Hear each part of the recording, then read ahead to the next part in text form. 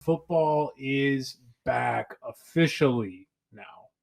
I feel like I've been saying that for like the past month, but it is back now. I know it's actually back because we wanted to talk about some week one headlines, and I wrote like a bunch down, and like it was hard for me to just pick like a couple here. So I feel like it's actually back now that it's like, oh, I want to talk about that. I want to talk about that. Like, there's actually a lot to discuss. So yeah, what to watch for in week one? I mean, you got a whole list. Why don't you start out? Well, I just got to rip the Band-Aid off here because we haven't really gotten into it that much yet, but we got to talk about Baker at Carolina. Oh, yeah. Week one. Absolutely. Or in Carolina versus the Browns week one. The Baker revenge season starts now, baby. It starts now. Baker going up against Jacoby Brissett. That's starting for Cleveland, right?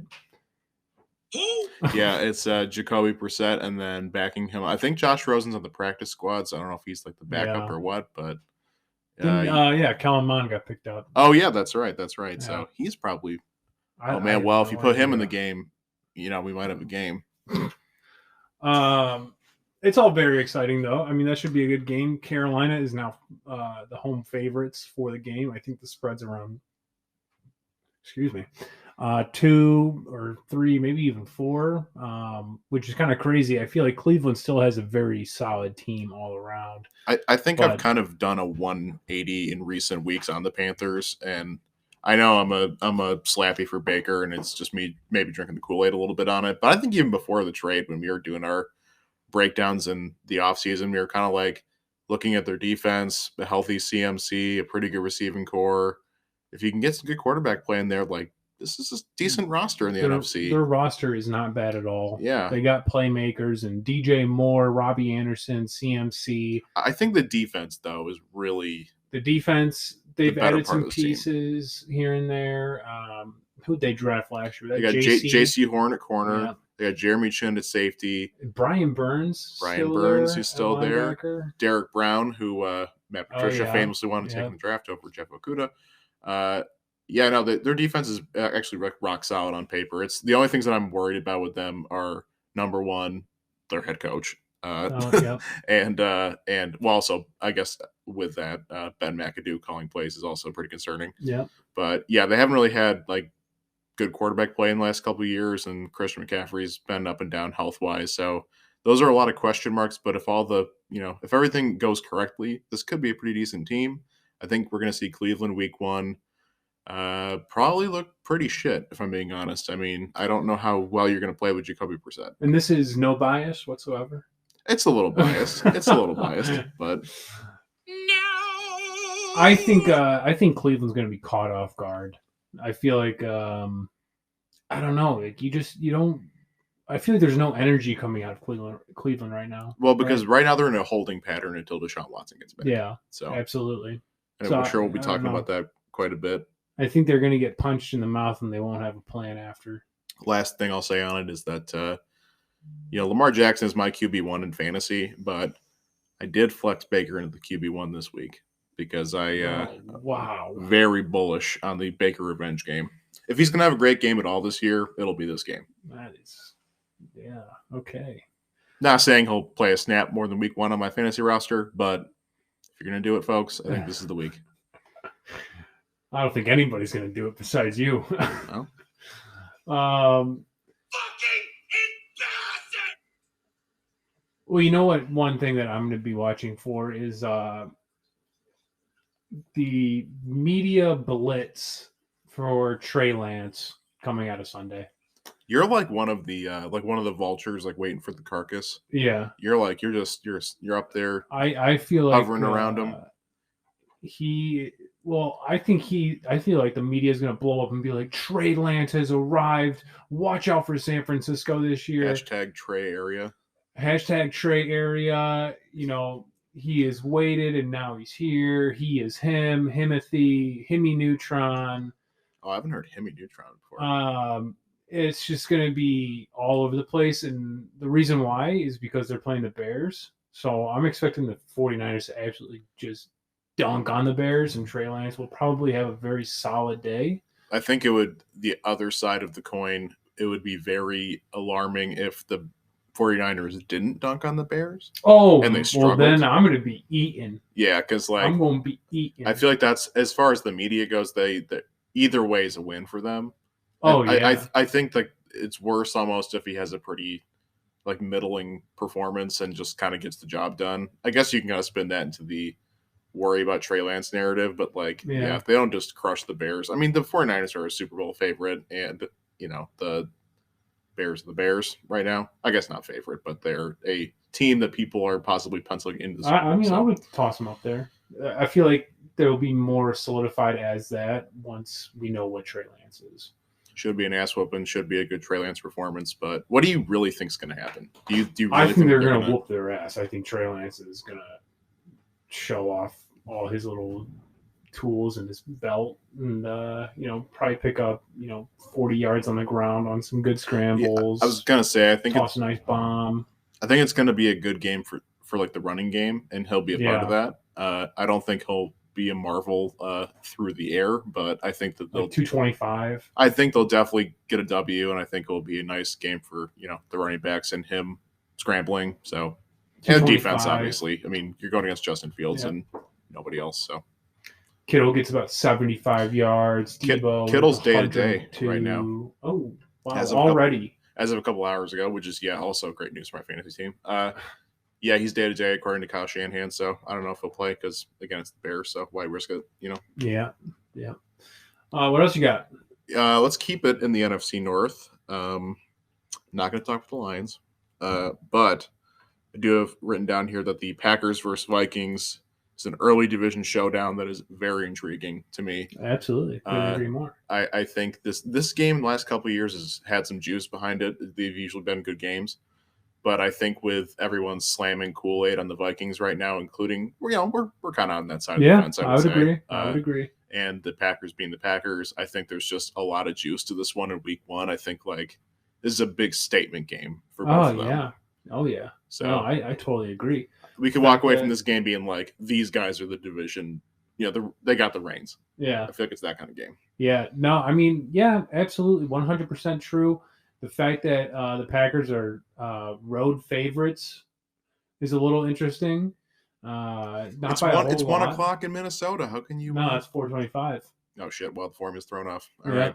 So I mean, who knows what's going to happen there? I think it's America's Game of the Week. I would not be shocked if it was, because Fox and Joe Buck. Well, it's not Joe Buck calling the game anymore, but those double-handed wristers are common with the Packers and. What is it? Game of the Week? What America's Game of the Week? What the fuck is this piece of shit? So I think that's going to be a really good game. I 100% agree with you. Whoever wins that one is going to be taking control of the division. I think for a while. So early prediction on that game. Who do you got? Packers. Packers. I'm gonna go Vikings. I feel like it's different this year with them, and I feel like the Packers sometimes can get off to a slow start. So that's kind of where I see it. I mean, they could. I have no idea. I can't remember how the Packers started out the years previously under LaFleur, but what I do know is that LaFleur and Rodgers have ran buck wild in the regular season for the past couple of years. And it feels like every year people start doubting them. And so many people are up on the Vikings right now. So I feel like when the NFL zigs, you got to zag. What was the run the table year? Was that McCarthy's last year? No, I don't even think that was McCarthy's last year. It was a while ago, though. Because, I mean, they made it deep into the playoffs that year. Yeah, we know he wasn't doing that. Yeah, exactly. Anyways, what's your... Let's just do one more each. I think that would be a good... Unless you got more. I mean, I don't know. I mean, we can just keep firing through them.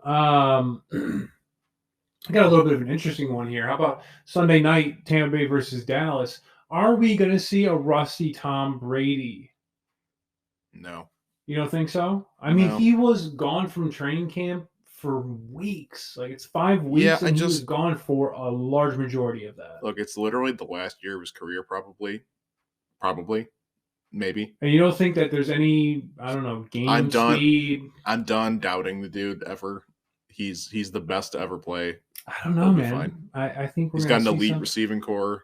The one thing that does really benefit him here is that Dallas's defense not that great. Well, Dallas sucks in prime time, and also, he's got his boy Byron Leftwich still calling plays. So like, they're just gonna pick it up like it was last year. I mean, if it was like he's in Miami this year and like he's got a completely new playbook to learn and all that, like, yeah, maybe I'd be like, I don't know, but no, he's just going back in for another year and same setup around him, essentially, just more toys. So, you want me to throw out my next one? Yep. Well, speaking of Miami and New England, I guess, because Tom Brady, I think that's a pretty interesting week 1 matchup also. Miami hosting New England. I believe it's a 1:00 game. I think I don't really know what to think about Miami yet. Like, I feel like generally I'm kind of, I'm very, very, very skeptical of the hype train with them. I think that I wouldn't say it's the like Minnesota Vikings level hype train or like any other, air quote sleeper team like that, but there's expectation with them right now. I would agree. And they got Bill Belichick and Mac Jones coming in, and I don't know. We don't know what they are either. So it's kind of an interesting game to me. I think it's like if the Dolphins go out there and win that game, that's kind of a statement win. I feel like week 1. My one thing with that is that it's in Miami, and I feel like the Patriots always lose in Miami, so I wouldn't be too shocked. But this does feel like a turning of the tides, similar to Minnesota and Green Bay, where we're getting a writing off the Patriots and a come up of the Dolphins. And, Patriots are just one of those teams where you really can't write them off until you start to see the wheels completely fall off. Could you imagine, as a Dolphins fan, first game ever for Mike McDaniel, like as the head coach, and he gets a win over he gets the win over Bill? It's kind of cool.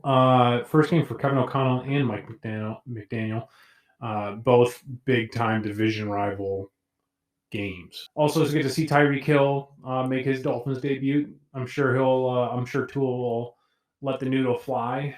The most accurate noodle in the league. Yeah, according to him and Mike McDaniel also, I guess. Yeah. Weird. What's your next headline? What was it? Oh, how about Trubisky getting the start? Yeah, I mean, in the nod. I'm not that surprised. Neither am I. Really, but tough week 1 opponent for him. It's like you kind of have to do it. I feel like because if you throw Kenny Pickett to the Wolves early and it's like he's not ready, yanking him in and out with Trubisky, I feel like that's messy. Just give it to Mitch for a couple weeks, and if they have success early, that keep him in for the year. But if not, it's the perfect time to put Pickett in. I feel like I don't know. It's going to be really interesting to see how Trubisky does. Guy hasn't started a game in well over a year now. Didn't start at all last season with Allen. For what the preseason's worth, he did look pretty good. Yeah, he did. He certainly did. And it was a contest too. Like, yeah. By the Kenny end of Pickett camp, looked really good too. It's not like he wasn't breathing down his neck. Yeah, by the end of camp, that turned into a legit competition, and he won it. So yeah. Well, it really helped the fact that he was playing the Lions in week 3. That's his bread and butter. Yeah, of course. Also get to see George Pickens make his his regular season debut. So that will be exciting. Everybody is clamoring for this guy. I ended up drafting him in 2 of our leagues. No, 1 of them. And I feel like he could be a big sleeper. Well, I feel like you're not alone. It's become the most popular fantasy take coming into the season. Absolutely. You got any more? I got 2. I'm gonna just go real quick. Yeah, rapid fire. Broncos Seahawks game. Okay. Russ going back to Seattle. Yep. That's going to be a huge game. I think he's going to that'll be really exciting. I think he's just going to totally fuck him up. I think it's going to be a good game for Russ. The Broncos. I think the Seahawks are going to look mighty bad. So. Will be an understatement. What's your other one? Other one is the Jets season's already over. Yeah, it's tough. Because it's tough. Zach Wilson is officially not playing week 1. Sounds like, according to Robert Sile, he could be missing 3 to 4 weeks. Oh, wow. So we're getting the Joe Flacco versus the Baltimore Ravens game. Good news for those Breece Hall owners. Yeah, so they'll probably get a lot of volume now. I'm the only thing on the Jets right now that's keeping me interested at all is Sauce Gardner watch. It's Yeah. definitely he's intriguing throughout the preseason and going into the season. So, but yeah, their season's already over because they're going to be 0-4, and Zach Wilson's not going to be able to come in there and lead the charge and turn things around. So, Yeah, I would not be shocked. They got a tough schedule ahead of them too. So